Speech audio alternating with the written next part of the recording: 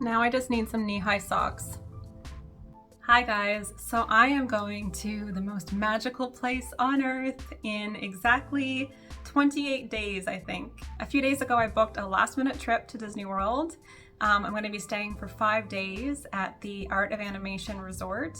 And I've been running around, getting things together that I'm going to bring with me. And I'm just gonna show you guys what I'm gonna be packing and also giving you a cost breakdown of what it costs to spend 5 days in Disney World. So first off, I was actually gonna be waiting until September until the weather cooled down a bit. But then I saw that the Little Mermaid room, it was available mid-July. And most dates that I looked at, it was actually sold out. So to find it in the middle of summer, I was actually really excited to see that. So once I checked flights and saw that there were a few seats left at an okay price, I had everything booked within like 20 minutes. I wanted to stay on the resort. I just think it makes it a little bit easier, especially traveling alone. And if you stay on property, you actually get to get into the parks a little bit earlier than everyone else.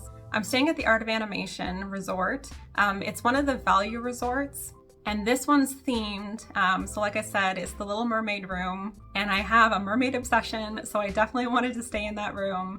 And the price actually wasn't too bad. I think it was $253 a night. You definitely could get something cheaper off-site, but considering how high the hotel rooms can get in Disney World, that wasn't a bad price. So I'm staying for 5 nights, and then I bought 5 days worth of tickets because I arrive on the 16th, but I don't think I'll actually be at the resort until afternoon. But I also know myself, and I'm gonna be so impatient to get into Magic Kingdom that I decided that I would just do a day and a half there.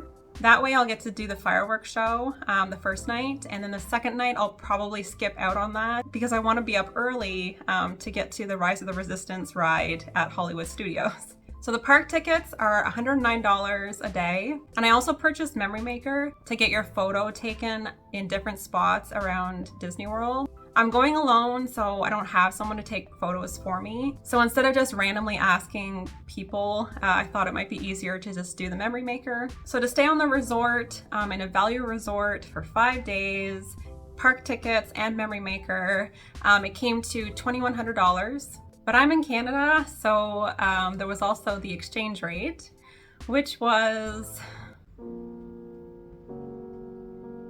a lot. The only other expense was the flight, of course, so that's going to differ from where you're flying from. I also ordered a Magic Band. It was only like $20 that you use to get into the park. And it's also linked to your reservation at the resort. And what's probably going to be a dangerous thing for me is that you can just charge things to your room as well with this band. So things like food, and I think you can even just purchases that you make in the park can be charged back to your room. So that's convenient because I don't have to worry about carrying around a bunch of cash with me. And I got the Cinderella one. They come in different colors and different themes. I'm usually an over planner when it comes to going places. So I decided for this trip to really scale back, and I'm only gonna be reserving like 1 restaurant a day and picking just a few rides that I wanna go on. That way I can just relax and enjoy myself and not feel rushed to do things. There was 2 restaurants that I definitely wanted to go to, and the first one was Be Our Guest. And that's in Magic Kingdom, and it's basically just the Beast Castle. So I was able to get a lunch reservation there. I prefer a dinner reservation, but it wasn't available for that day. But I have a month where I can just keep checking the app every day to see if one comes available. Because at dinner time, I guess the Beast character is actually there, and I just want to see him. And then the other one is Oga's Cantina, and that's in the Star Wars Galaxy in Hollywood Studios, which I'm so excited to go check out the Star Wars stuff. I was never like a big Star Wars geek up until the past 3 movies where they had Rey and Kylo Ren, but I actually prefer the newer movies better. And I think Rise of the Resistance is like the #1 ride in all of Disney World. So that's going to be the first one that I go to the morning that I go to Hollywood Studios. And rope drop is usually around 9 o'clock. But if you are a resort guest, sometimes they'll let you in, I think something like up to an hour before. And you can go wait in line outside whatever ride it is that you want to get on. And I'm a morning person anyway, so I don't mind that.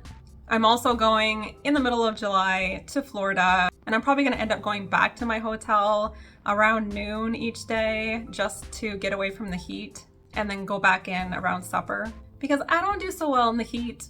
I have two colors, white and red. So that brings me to what I'm gonna be packing. I was originally going to pack like a bunch of pretty little dresses to wear at each park that was kind of on theme, but the more YouTube videos I watch of like avid Disney people, I've realized that that's not very practical. So I'm basically just gonna be bringing a lot of my workout gear because it's moisture wicking, and I anticipate I will be doing a lot of sweating. I actually just got these leggings from Roots. I got a few pairs. I tried on Lululemons for the first time a few days ago, and I actually wasn't super happy with them. And then I ended up going to the Roots store and tried these on, and I actually prefer them over Lululemons, which was surprising. And even the cashier said that there's been a lot of women that have said the same thing. And I'm also gonna be packing some running shoes, which I have being shipped this week because I had to get rid of my old ones. So I'm gonna be bringing my backpack. I was gonna get a smaller one, but then when I looked at everything that I wanna bring with me into the parks, I decided that this is probably a good size. I might actually even just be buying some things while I'm in the park too to bring back. So I need a little bit of extra room. So the most important thing is sunscreen. I have a face one here and a body one. I prefer the Sun Bum stuff, but it's aerosol, and Air Canada, I guess you need a lid for these if you're going to bring them on your checked baggage, which this one doesn't. So one of the great thing about the resorts though is that they have all this stuff already there.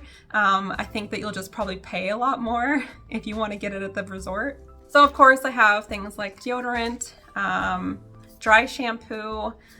My hair is basically like Monica Geller when it comes to humidity. I'm probably just gonna have my hair in braids the entire time. I guess another big issue too is chafing. So you can get those little anti-chafe sticks, or I guess you can use petroleum jelly in case you do get any sort of heat rash. Now I've heard that Disney World, they actually spray for mosquitoes, so there isn't a ton of mosquitoes there, but I'm still gonna bring some insect repellent just in case. Of course I have a water bottle in case it rains, which it probably will. I just have a tiny little umbrella, and then this very gaudy poncho with maple leaves all over it. And because I'm super cool, I'm also going to bring this little, can I get it over my ears? I can. It's a neck fan, because I'm a dork. But this will just keep me cool while I'm waiting in lines. Whew. That's actually really strong. Anything to combat the heat. Now I plan to eat all the things while I'm there.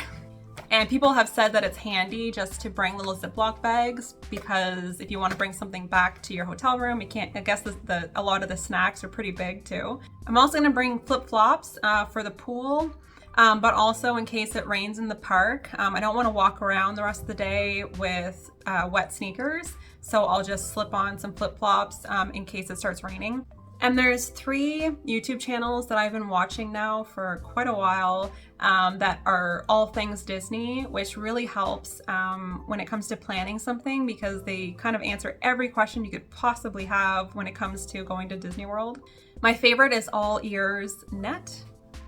Yeah, All Ears Net. And my favorite person on that is Molly.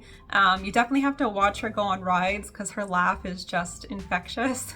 Then there's the DFB Guide, and also Paging Mr. Morrow is really entertaining as well.